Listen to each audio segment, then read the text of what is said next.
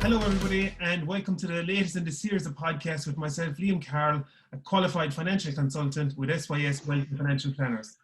And the idea behind these podcasts is to meet people with varied life experiences who can share their experiences, giving valuable nuggets, thus giving health to your wealth. And today I'm delighted to be joined by Sean Dwan. And just to give a quick introduction on Sean, Sean's bio, he went to London in the 1980s, and hard to believe it, he could not get a job here. He joined an engineering machinery sales company in London. 5 years later, back to Dublin for 25 years with a similar engineering machinery sales company. He joined Toastmasters 20 years ago, went to USA in 2009 and invested in speakers training camp, a presentation, public speaking, confidence building, skills training. He trains SMEs, multinationals and individuals. So Sean, thank you very much for taking the time out to join us today. Delighted to have you. Thank you for inviting me, Liam. It's great to be with you, although you're from Limerick. I'm from Tipperary, but nevertheless, we'll get on fine. This could be a very short interview, Sean, if you keep going like that. Just the first question, I suppose, that we ask everybody on this really is, from a personal point of view, how has the COVID affected you?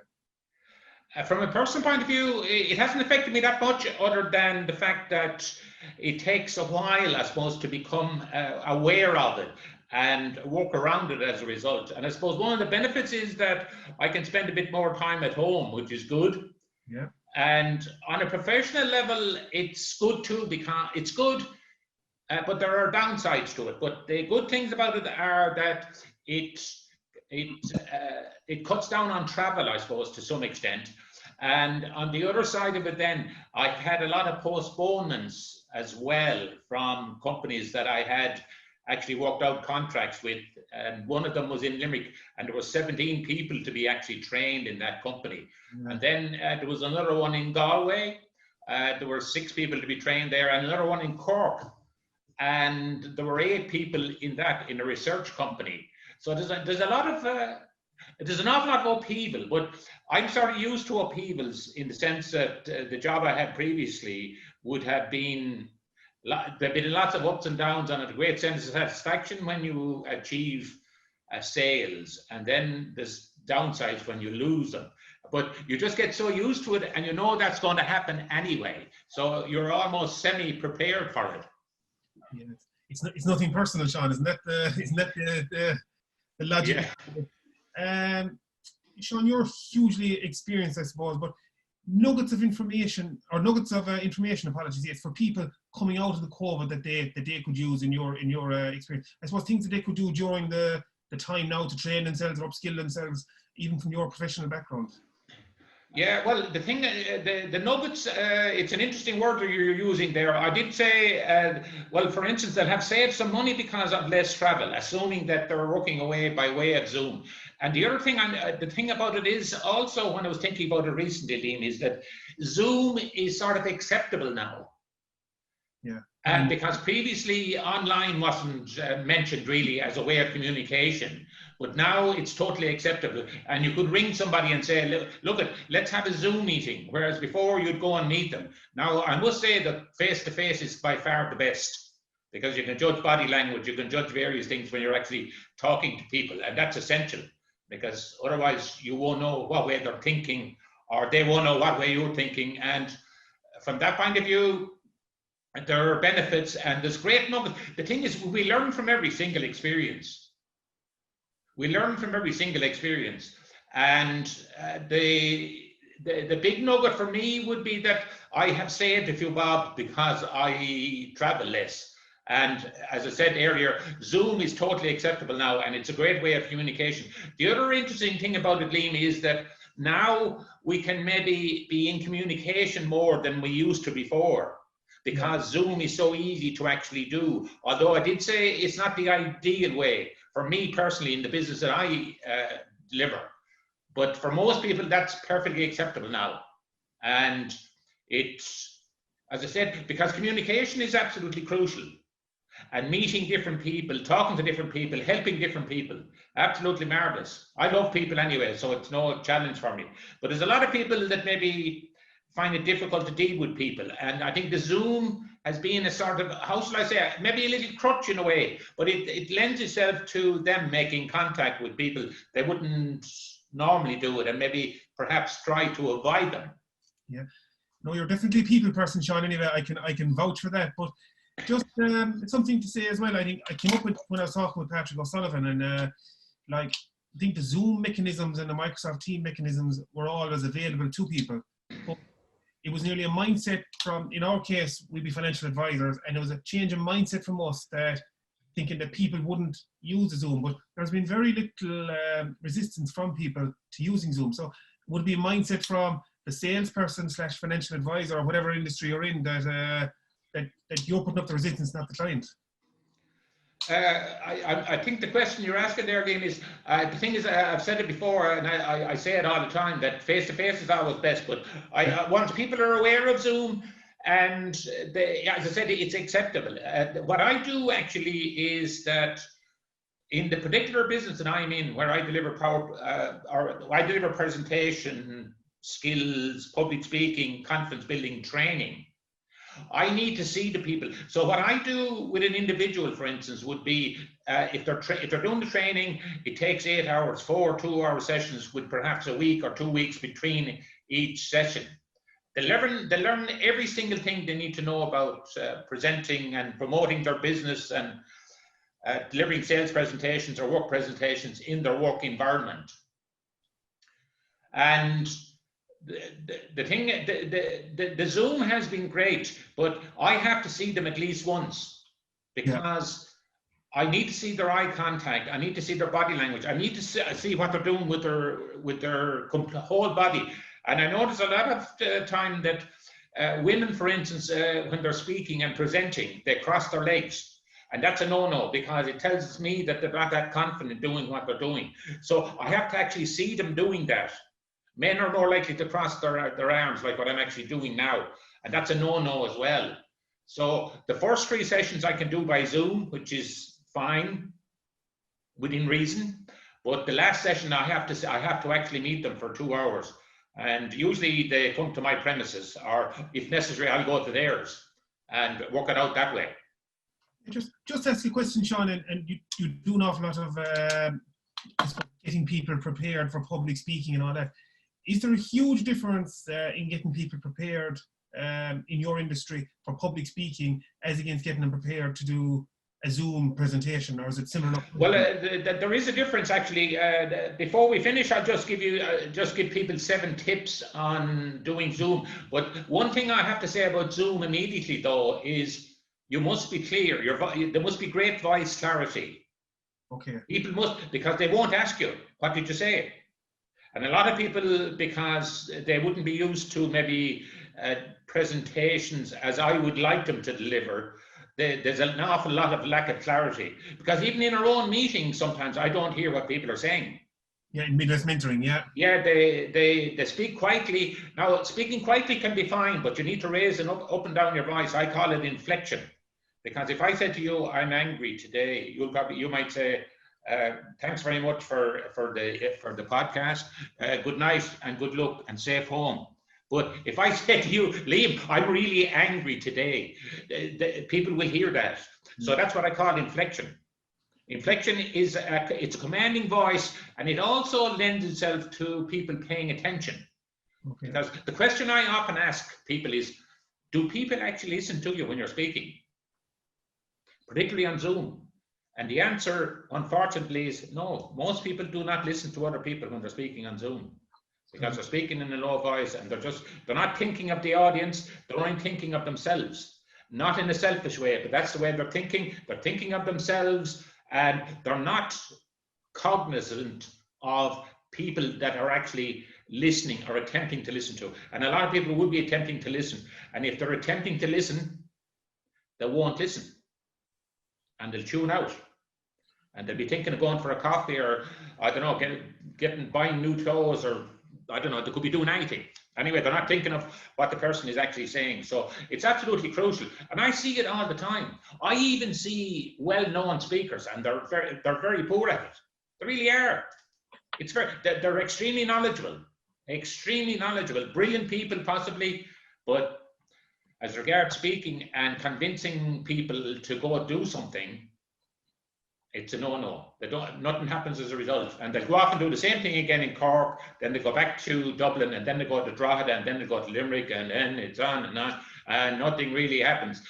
So the question I asked before I went on that rant was, do people actually listen to you when you're speaking? And the answer is mostly, no, they don't. So voice projection, body language, all that sort of, it's very, very, very important.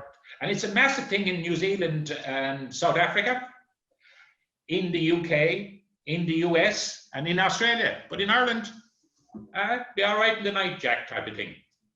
Good old Donald Trump. But, yeah. John, I suppose, as I said, you've been around a while, a lot of jobs going through and all that. Yeah. The best bit of advice that you ever got? Well, actually, this is something probably that I almost give myself, but it does ring a bell with me though, and people have said it to me over the years. Great leaders will always look for help. Great leaders will always look for help. So if you require somebody to assist you or help you with technology or whatever it is, ask for help. Do not be afraid to ask for help. Sometimes people think, oh, so if I ask for help from people, I think I'm weak. Yeah. It's the reverse. That's very interesting. It's the reverse. Ask for help if you need help. And people, 99% of them will give you help and give you assistance. That is very interesting, yeah. They say that a lot, don't they? I mean, even if you're looking from a sporting context, all the top managers, that they're just like delegators and getting people to do the right jobs. Their level of expertise isn't even utilised properly because they're getting other people. So it's to ask for the proper help and get it, like the Liam Sheedy. Yeah, it's a brilliant analogy, Liam. Yeah, and you're perfectly right about that. If you see the John Kiley there with Limerick or Sheedy with Tipperary there, they have loads of people around them because they need them for specific purposes. They're not trying to do it all themselves, because if they do, they won't succeed, because they're not good at. There's lots of things they're not good at, and they're brilliant at certain things. But you have other people you bring in, and they're excellent at what they do. To have it. Yeah, exactly. It's like a plumber almost. If you're trying to fix something and you haven't a clue of plumbing, you'll probably have to call 10 plumbers after you're finished.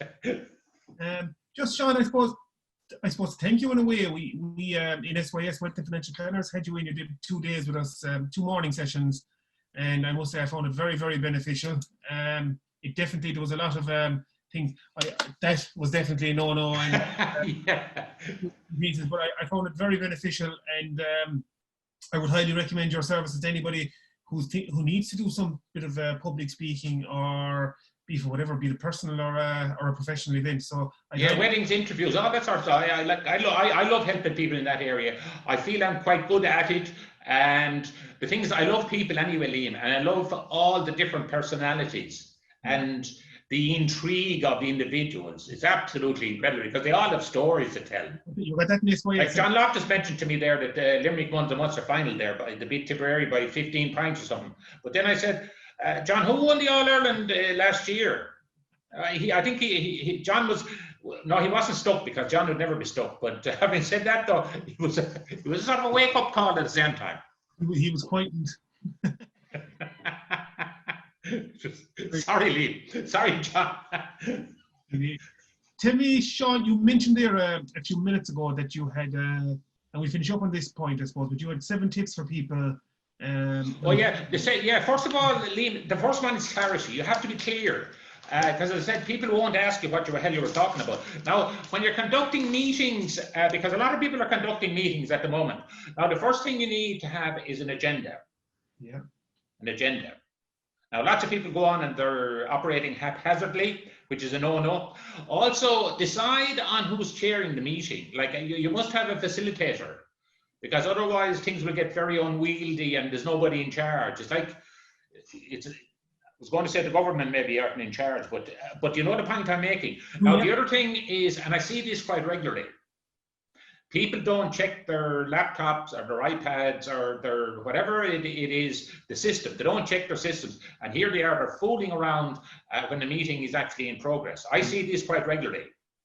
And it's an error. Now, anybody can be late to a meeting, but some people come on time, maybe say 8 a.m. in the morning. They'll come in maybe at 5 to 8. But then there's trouble with the system, i.e. the iPads and the laptops and whatever other phone perhaps even.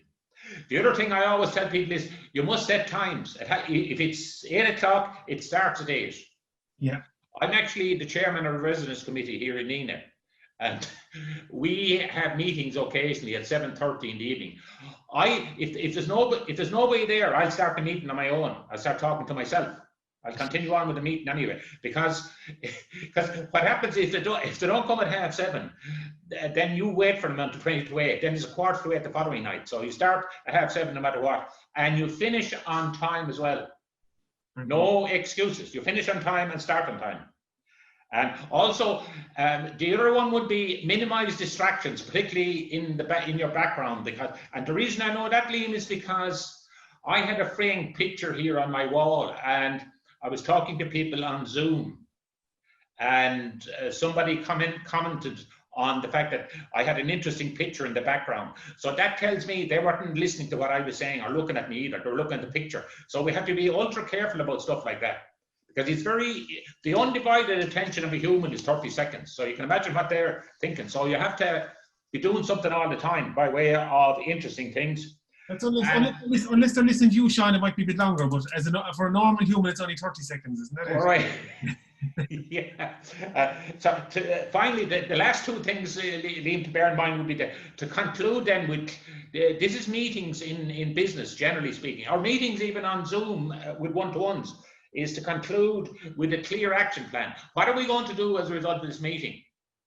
Yeah. It reminds me of meeting over, minutes taken, hours wasted, and we don't want to do that.